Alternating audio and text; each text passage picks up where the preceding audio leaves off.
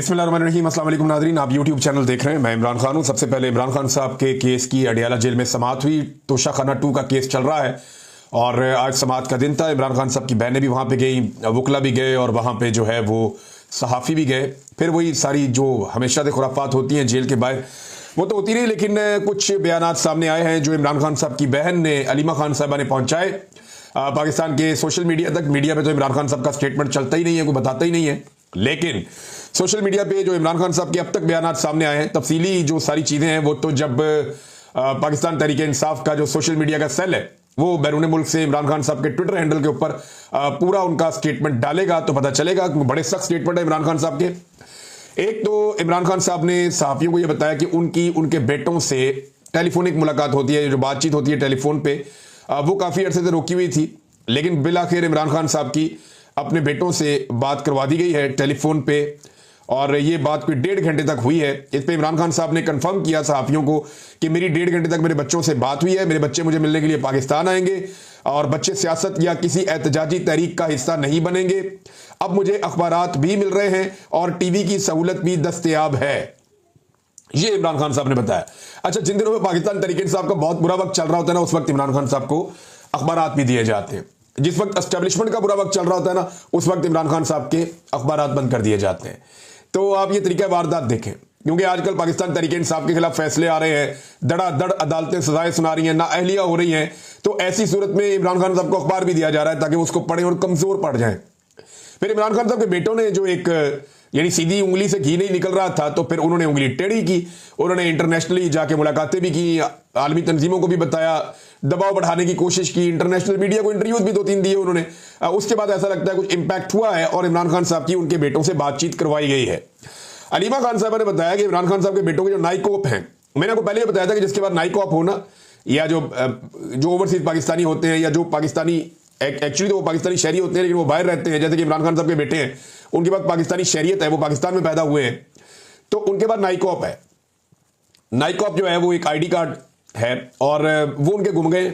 जिसके बाद नाइकोप वो कंट्री में आ सकता है, लेकिन वो उनके कहते हैं गुम गए हैं, जो अलीमा खान है उन्होंने बताया, और इस वजह से वो पाकिस्तान में अपने नाइकोप पे ट्रैवल नहीं कर सकते।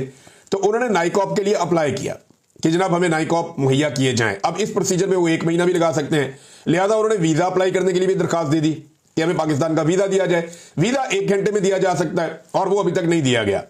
इसमें जनाब अलीमा खानम ने कहा कि वहां जो जमामा की फैमिली है, उनकी कोई सेक्रेटरी है या कोई खातून है, वो जाएंगी और जाकर पाकिस्तानी एम्बेसी से मुलाकात करके पूछेंगी कि उनके जो बच्चे हैं जमामा के, उन्हें पाकिस्तान का वीजा क्यों नहीं मिल रहा। तो ये मंडे वाले दिन वो कह रहे हैं जी प्रोसीजर हम आगे बढ़ाएंगे।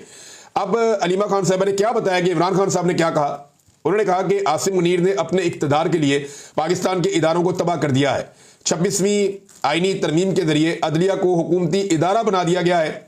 इलेक्शन चोरी करके चोर मुसल्लत कर रहे हैं, ये इमरान खान साहब ने कहा। फिर इमरान खान साहब ने कहा कि पाकिस्तान के इदारों की 77 साल डेवलपमेंट को अपने इक्तदार की खातिर तबाह कर दिया गया है। पहले मैंडेट चोरी करवाकर चोरों को पाकिस्तान पर मुसल्लत कर दिया, मीडिया का गला दबा दिया, जुडिशरी को 26वीं तरमीम के जरिए हुकूमती इदारा बना दिया। जजेस वही सजाएं दे रहे हैं जो उनके हाथ में पकड़ाई जाती हैं। उन्होंने तहरीक के हवाले से 5 अगस्त के बाद 14 अगस्त को भी बहुत अहम करार दे दिया इमरान खान साहब ने, क्योंकि अब पाकिस्तान की आज़ादी और इदारों की बहाली के लिए खड़े हैं और तहरीक में भरपूर शिरकत करने से ही आज़ादी मिलेगी। ये जनाब इमरान खान साहब का पैगाम उनकी बहन ने दिया कि 14 अगस्त को भी दोबारा पाकिस्तान तहरीक इंसाफ एक्टिविटी करेगी। और देखिए, इससे पहले इमरान खान साहब ने, मैंने आपको बताया था कि उनका टेस्ट मैच है, अब वो ये एस्टेब्लिशमेंट के साथ टेस्ट मैच खेलते जाएंगे। अब ये असाब की लड़ाई है, तो 5 अगस्त आएगा, फिर 14 अगस्त आएगा, फिर 6 सितंबर आएगा, फिर उसके बाद सितंबर का अगला महीना आएगा, फिर अक्टूबर आएगा, फिर अक्टूबर के अंदर वो टाइम आएगा जब 26वीं आईनी तरमीम उसका साल मुकम्मल होगा, अदलिया की तबाही का 1 साल हो जाएगा। तो इमरान खान साहब को और फिर 29 नवंबर आएगा जब आर्मी चीफ लगाया गया था मौजूदा फील्ड मार्शल को, आसिम मुनीर साहब को, तो वो दिन भी आएगा।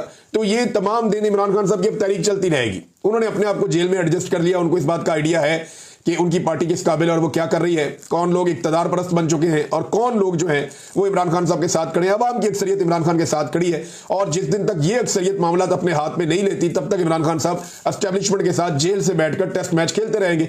5 अगस्त को अगर अवाम ने हल्ला मारा और जोर लगाया तो एक बहुत बड़ा इंपैक्ट अवाम क्रिएट कर सकती है और एस्टेब्लिशमेंट पे बहुत दबाव पड़ सकता है।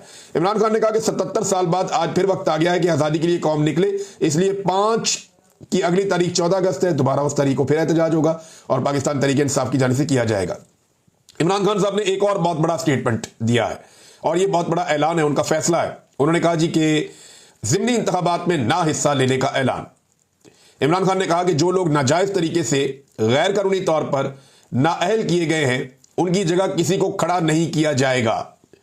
इन लोगों ने पीटीआई पर एतमाद करके टिकट लेकर इलेक्शन लड़ा था। हम नाजायज तरीके से छीनी गई नशिस्तों पर ज़िमनी इंतखाबात में उम्मीदवार खड़े नहीं करेंगे। ये जनाब इमरान खान साहब ने कैटेगोरिकली कह दिया। अब ये जो दिहाड़ीबाज बैठे हुए थे ना दिहाड़ियां लगाने के लिए कि हम जाली फॉर्म 47 जारी करेंगे, अब कोई दिहाड़ी नहीं लगनी। अब जिसको पीएमएलएन ने टिकट देना है उसे चाहे 10,000 वोट लेना है वो बन जाएगा एमपी एमएलए।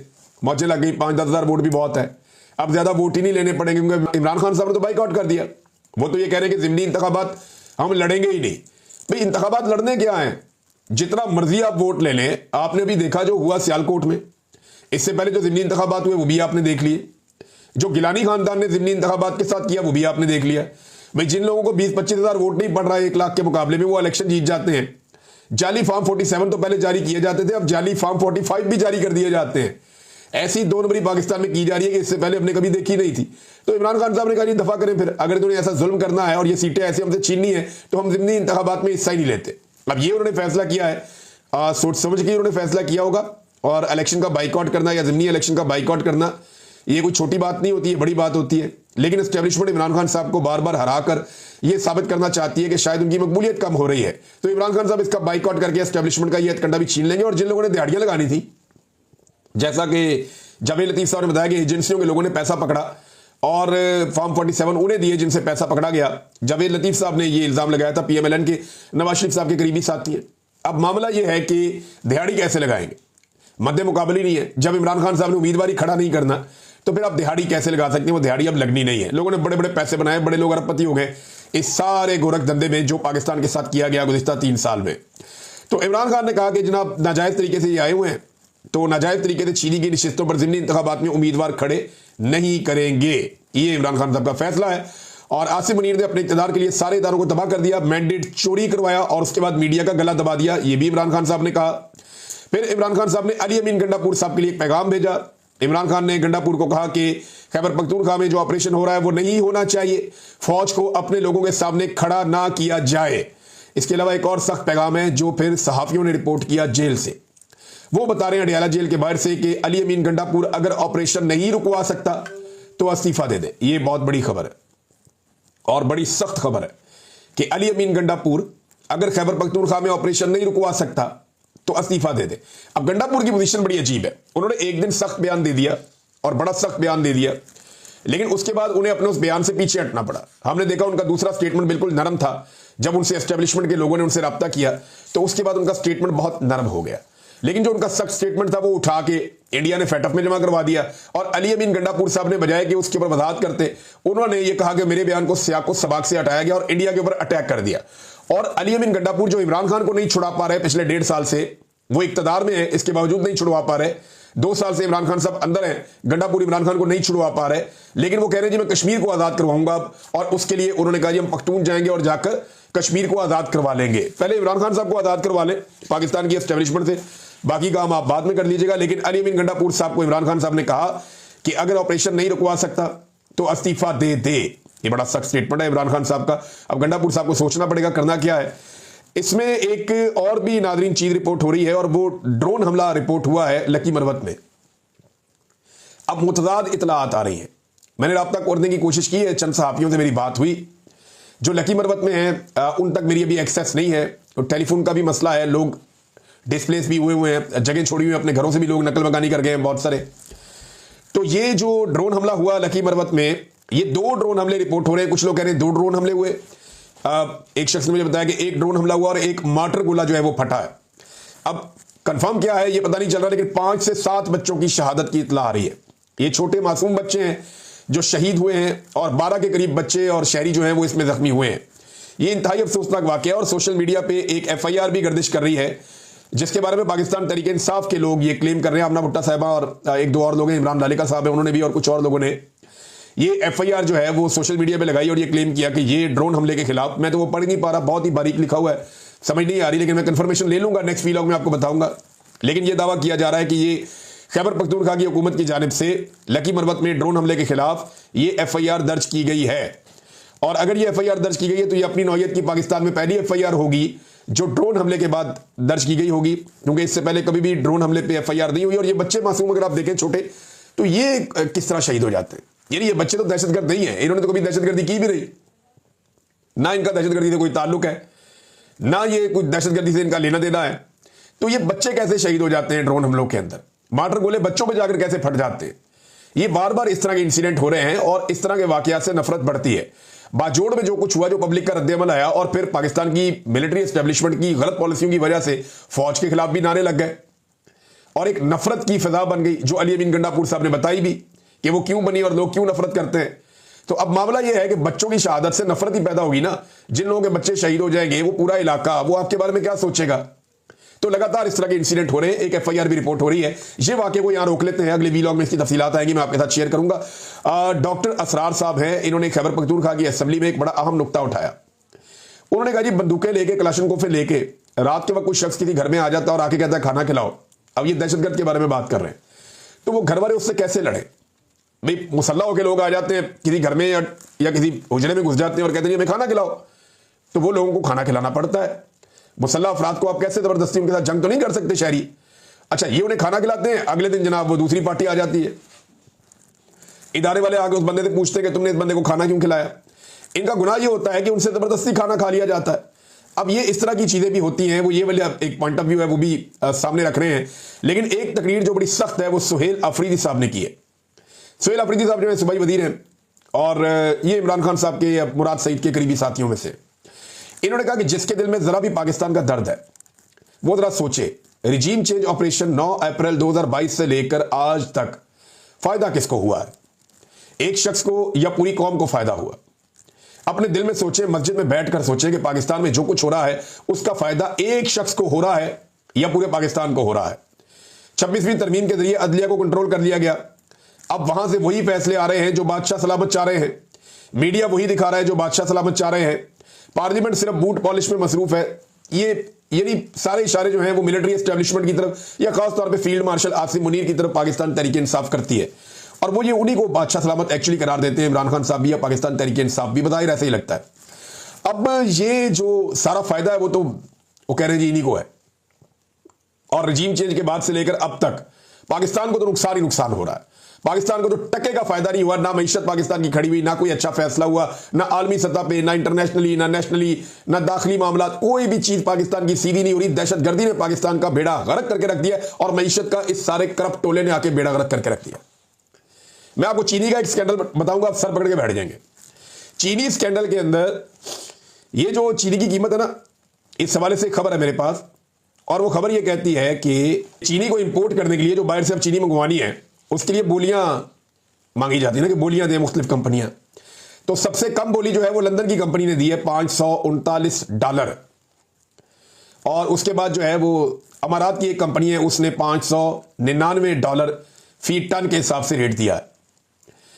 अब अगर ये कम बोली वाली भी आप चीनी ले लेते हैं ना, तो मार्केट में चीनी की जो कम से कम कीमत आएगी वो आएगी $227 फी किलो तक 2-2.5 महीने के बाद। ये इन्होंने पाकिस्तान के साथ किया। $80 किलो चीनी जो है वो बहुत महंगी थी और ये जो 227 या 230 रुपए बेचेंगे वो बहुत सस्ती होगी। कैसे ये बेशरम लोग हैं, ये पहले चीनी को 250-250 तक पहुंचाएंगे और उसके बाद उसको वापस 150 से 250 के बीच में लाकर ये क्लेम करेंगे, 150 से 200 के बीच में लाकर जनाब हमने चीनी सस्ती कर दी है, देखिए हम कौम का कितना दर्द है हमारे अंदर, ये ऐसे करेंगे। क्योंकि उस वक्त जो पाकिस्तान के अंदर चीनी है वो आ जाएगी, किसान को ये अच्छी तरह निचोड़ेंगे क्योंकि चीनी उस वक्त पाकिस्तान में पहुंच रही है जिस वक्त किसान का गन्ना तैयार हो रहा है और उस बुनियाद पे ये किसान से गन्ना सस्ते दामों खरीदेंगे, ब्लैकमेल करेंगे उसको, किसान से उसका गन्ना छीन कर ये सस्ते दामों में चीनी बनाएंगे, उस पर फिर मुनाफा कमाएंगे। ये एक्सपोर्ट करने वाले भी मुजरिम है, इंपोर्ट करने वाले भी मुजरिम है। और आज कौम की जेब के ऊपर जो डाका मारा जा रहा है इमरान खान साहब के दौर के बाद से लेकर अब तक, वो लगभग 125 से 150 रुपए के बीच में और 170 रुपए लीटर, तो वो जो खाने का तेल आप इस्तेमाल करते हैं उसके अंदर भी डाका मारा जा रहा है। तो नाज़रीन ये है सूरत हाल। मारंग बलोच साहब को अदालत में पेश किया गया और बारंग बलोच साहिबा के मैं विजुअल देख रहा था जब वो अदालत में आई, तो बड़ी बहादुरी के साथ वो डट कर खड़ी है और उनकी बॉडी लैंग्वेज बहुत पॉजिटिव है, एक अग्रेशन है उनके अंदर, लेकिन वो रियासत के सामने झुकने को तैयार नहीं है।